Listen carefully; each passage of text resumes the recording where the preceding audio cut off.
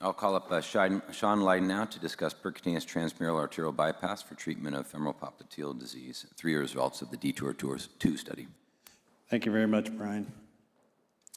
So complex femoropopliteal disease, we know that bypass works well, and we currently all do endovascular therapy for long lesions. Or if we look at our bypass results, up to 35% of our patients with wound complications, we know there's high morbidity. It can be associated with lengthy hospital stays and also high readmission rates. With endovascular therapy, it's common, but to be honest, our endovascular therapy for long-term, our efficacy is limited. So the whole idea with percutaneous transarterial bypass with the DETOUR system is to really mimic a percutaneous femoropopliteal bypass. As we previously presented last year, that the bypass had equivalent results to surgical bypass at 2 years. So we present the final 3 results of the DETOUR2 study. So how this procedure works is you have to get into the origin of the SFA. You just need to be able to get a catheter in, and then you cross with the endocross device into the femoral vein, and then come down the femoral vein, and you're entering in the distal SFA or the popliteal artery across long segment occlusions, and really now using surgical principles through an endovascular approach. And then you're relining that system from distally to proximally with the torus stent graft, which is a purpose-built PTFE line stent graft where the proximal 5 millimeters of the device is uncovered so that you can have it sticking all the way into the common femoral, but not occluding the profunda. So there were 202 patients in this study across 36 sites in the US and Europe. It began in December of 2017 and finished enrollment in October of 2020. And now we have follow-up all the way through 36 months. We used the duplex core lab, an angiographic core lab, a conventional events committee, and a DSMB. Our primary safety endpoint was major adverse events at 30 days, which included death, clinically driven TLR, amputation, DVT, PE, and major bleeding.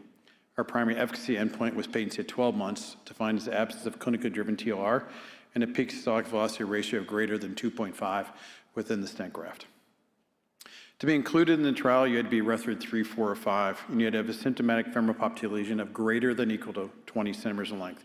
It could be a CTO, it could be a diffuse stenosis, or in-stent restenosis. Typically, patients excluded from most other endovascular trials.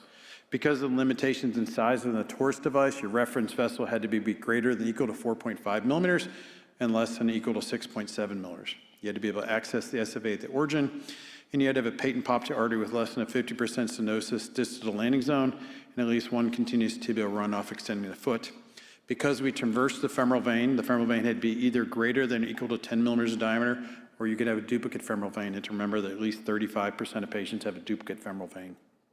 If you look at the patient, average age was 69, with 74% being men. You can see that we did have Rutherford 4 and 5, but just over 77% were Rutherford 3. In terms of their comorbidities, they were very similar to a complex disease compilation with both hyperlipidemia, diabetes, coronary disease. You can see that peripheral prior intervention occurred in 60% of the patients. The things to call out, though, is what makes this trial different, that 96% were total occlusions. You can look at the lesion length from normal to normal was 32 centimeters, longer than really any other trial ever, and this calcified length was an average of 6.4 centimeters, with CTO lengths averaging 21 centimeters. You can look at the severe calcification occurred in 70% of the patients. If you look at procedural complications, there's 10 patients in procedural complications. The average blood loss was 50 mLs. The amount of contrast used was a little higher than I think that we've seen commercially at 208 cc's, but you had to do a complete leg runoff both before and after the procedure. Total fluoroscopy time of 45 minutes with total procedure time just under 3 hours and length of stay of 1 day. If you look at major procedure-related infections through 30 days, only happened in 1 patient with technical success of 100% and procedural success of 98.5%. If we look at our procedure outcomes now for clinical success, defined as the limb ischemia improvement assessed by the Rutherford clinical classification of greater than 1 at 30 days, 6 months, 12 months, and 24 months, you can see that we continue to have sustained improvement all the way through 36 months of now 96.7%. If we look at primary patency according to our definitions, we were 81.8% at 1 year, 69% at 2 years, and 58.2% at 3 years in the intent to treat population. Are there efficacy outcomes that we care about? If we look at the freedom from clinically driven TLR, it was 66.8% of our patients now through 3 years. But if we look at surgical bypass, we know that duplex is completely insensitive to whether a bypass stays patent or not. And for the surgical world, when we do a FemPop bypass, we can surveil them with duplexes, but it's completely unhelpful. And so you really look at, is it a patent or not? Because we'll have a patient with a completely patent duplex, and then they fail the next day. So if you look at whether these bypasses are actually patent or not, meaning were they open, 84% are actually open through 3 years. So if we look at our safety, one of the primary endpoints that the FDA was very concerned about is if we go through the femoral vein, and I, as a surgeon who've used femoral vein for infections and many other replacements, if you look at the freedom from symptomatic DVT, it was excellent at 95.9% at 3 years, and the freedom from major amputation, 98.5% through 3 years. So if you put that in contemporary practice, if you look at how we defined it as the clinically driven TLR and a duplex-derived stenosis at 58.2%, remember, these are 32 centimeter long lesions. What would that be for an endovascular approach? Usually you're looking at 15 or 20 centimeter long lesions with an average 3-year patency of 43%. And if you look at the contemporary surgical literature for a surgical PTFE bypass, also on the average of about 46%, and you can see those references here. So in conclusion, percutaneous transarterial bypass with the DETOUR procedure provides a new endovascular therapy for very complex, long femoropopliteal lesions. It demonstrates durable efficacy through 3 years with a 58.2% primary patency and a 66.8% freedom from clinically driven TOR. Whether you're looking at it's open or not, which is how I do a surgical bypass, you can see that 84% of the PTABs were actually open through 3 years. It has no late venous issues and no added deep venous risk through 3 years that we saw at 2 years. And really, the results, I would say, are better than or equal to surgical bypass without any of the open surgical cut down, the open surgical reconstruction, the wound issues, and the readmission rates with either an outpatient or an overnight stay. So PTAB clearly is if the DETOUR device is a novel endovascular technique to perform endovascular surgical bypass that fills a unique role in our armamentarium. Thank you.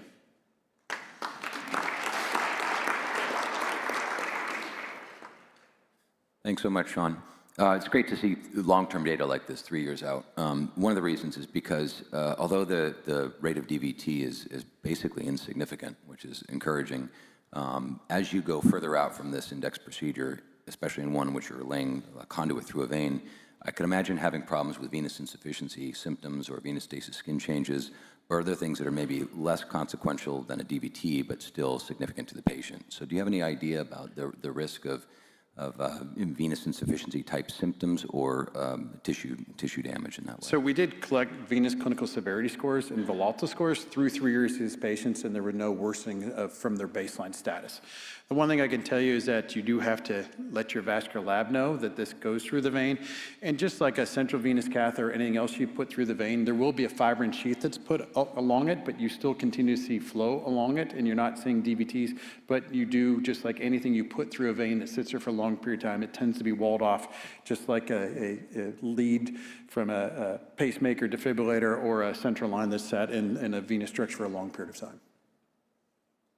So, congratulations, Sean. I wanted to ask about the eventual failure mode. Are you seeing progression of native disease if the veins are, these are staying open? And then the second thing is can you get through these to go downstream and treat somebody with a balloon? You can. So when they have gone down, some of them were not treated because they were not clinically severely symptomatic. They may have been aquatic to start, but you can get right back through them, use current aspiration technologies that we have available to remove the thrombus. Generally, we've seen disease progression in the native untreated distal femoropopliteal segment or at the transition zone between the end of the stent graft and the native circulation. It's been because the stent graft is uncovered for its proximal 5 millimeters proximally, and it sticks actually into the common femoral. We've not seen a huge number of proximal restenotic issues. Sean, I was going to ask you really a question based on Chris's, which was the types of re-interventions that these patients were having. Maybe you can quickly comment on that. But the second thing is learnings from this in terms of anatomy.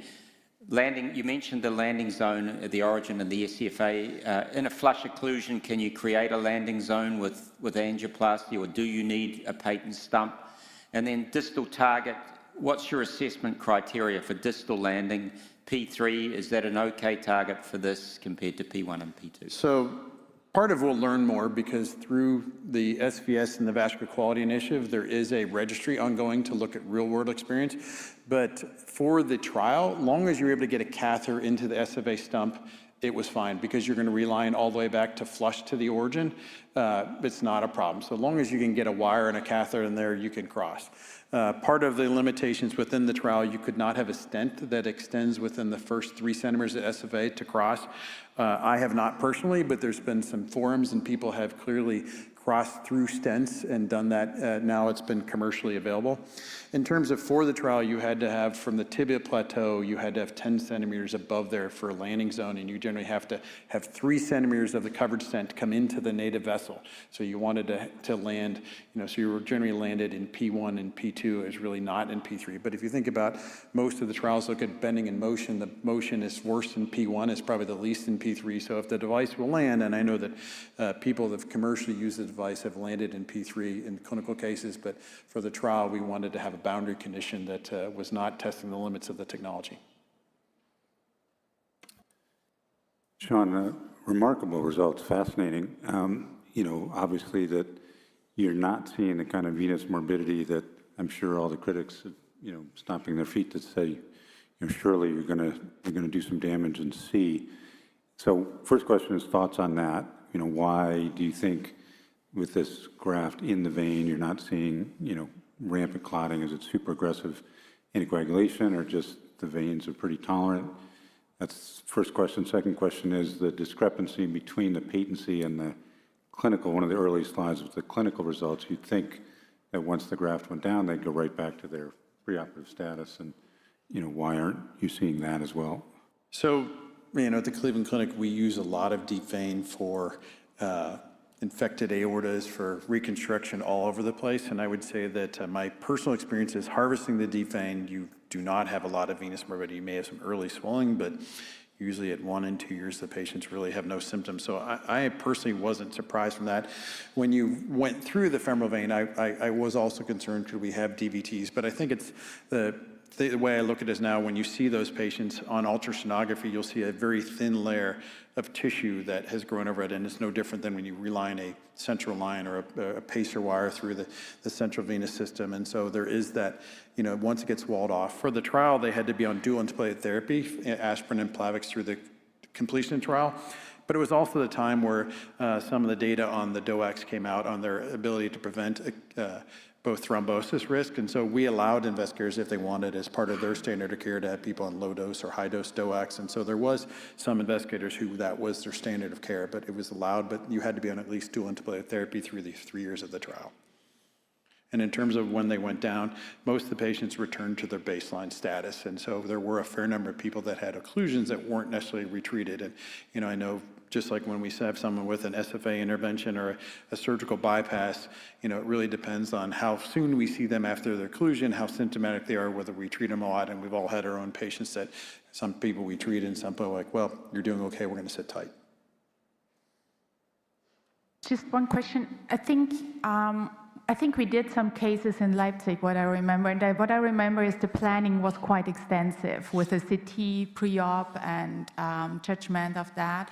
Do you have any data, because that data is really excellent, do you have any data how the system performs in clinical routine now out there? So I don't. Like I said, that's being collected currently in the SVS registry. In the beginning of the trial, everybody had a CTA. One of the things we saw was that many times investigators underestimated the degree of inflow disease that was allowed to be treatable during the trial. But about 2/3 of the way of the trial, just angiography alone was an acceptable criteria. And the other thing is that the reentry device, the endocross, has a pretty complicated symbol to figure out which way to end it, and we tried to always get in a perfect oblique, and after later on in the trial, now commercially there's about 3 different positions you put in, which has made it a whole lot simpler when you're using the crossing device. But it's spring-loaded, and I've not seen the tissue will not go through. It's really quite powerful. Great, thanks so much, Sean.